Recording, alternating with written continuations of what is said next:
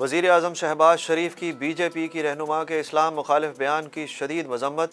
Tweet किया कि BJP की रहनुमा के बयान से मुसलमानों के दिल ज़ख्मी हुए। मोदी के इक़्तिदार में मजहबी आज़ादियों को कुचला और मुसलमानों को इंतकाम का निशाना बनाया जा रहा है। दुनिया नोटिस लेते हुए इन इक़दामात पर भारत की सरजनिश करे। आका करीम सल्लल्लाहु अलैहि वसल्लम की मोहब्बत और उनकी नामूस के लिए हर मुसलमान अपनी जान कुर्बान करने को तैयार है। भारतीय हुक्मरान जमात बीजेपी के इंतहा पसंद तर्जुमान की तौहीन इस्लाम पर मशरिक़ वस्ता समेत मुस्लिम ममालिक में भारतीय मसनूआत के बायकॉट की मुहिम तेज़। ओमान के मुफ्ती आज़म ने भी इंतहा पसंद भारत को औकात याद दिलाने का बीड़ा उठा लिया। कहते हैं इंतहा पसंद भारतीय जमात की तर्जुमान का गुस्ताखाना बयान नाकाबिल कबूल है।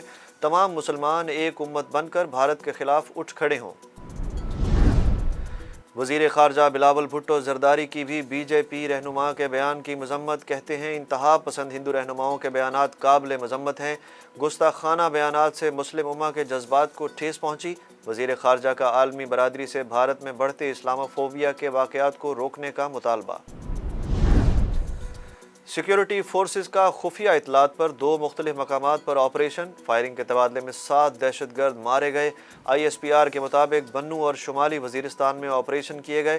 कार्रवाइयों के दौरान असलहा और गोला बारूद भी मिला। एबटाबाद के सियासी मकाम गलियात के जंगलात में आग लग गई। सैकड़ों पौधे और दरख्त जल गए। फायर ब्रिगेड अमले की आग बुझाने की कोशिश। सवात में जानिया टॉप बर्रा बांडई के पहाड़ पर आतिशज़दगी। सवात की तहसील 4 बाग में पहाड़ों पर लगी आग बुझा दी गई। इस्लामाबाद में मारगला की पहाड़ी पर लगी आग बुझाने के लिए कार्रवाइयां जारी। भारत में गोल्डन टेम्पल के खिलाफ फौजी ऑपरेशन के 38 साल मुकम्मल। ऑपरेशन ब्लू स्टार के दौरान हज़ारों अलहदगी पसंद सिखों का कत्लेआम किया गया। मावराए अदालत कत्ल की इंक्वायरी हुई, ना ही मुतासरीन को इंसाफ मिल सका। भारत में सिखों को आज भी जुल्म व इस्तबदाद का सामना। वफाकी सरकारी मुलाजमीन का आज से वजारत ख़जाना के सामने एहतजाज का ऐलान। मुआहदे पर अमल न होने पर 9 जून से ग्रैंड धरने की धमकी।